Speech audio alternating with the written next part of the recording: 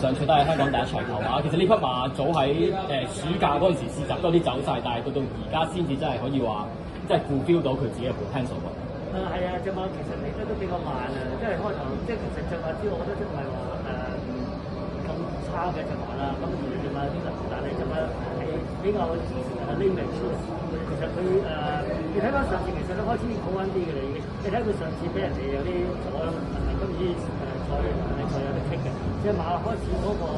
識得點樣去跑，咁啊識得去放鬆啊，咁就隻馬而家開始即係叫成熟啲，咁呢個可以知道。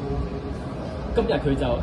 大部分嘅路嘅時間都係大概喺中間或者中後少少位置，其實今日嘅步速係咪都某程度上幫咗佢咧？當然啦，當然今日嗰個檔位啦，同埋嗰個步速咧，亦都睇得到，又可以 set 到你嗰個放鬆嚟跑落去，可以俾到個成績。過往呢匹馬喺配備上都試過好多唔同嘅配備啦，但係最終係呢幾仗就全部都除晒唔帶配備，咪之前都即係摸索過呢匹馬，咪有啲配備上嘅變動會幫到隻馬，但係最終就即係反而係唔帶任何嘢最好。係啊，佢初頭因為佢有啲唔集中啊，同埋有啲好多唔同嘅問題啦，咁就但係最後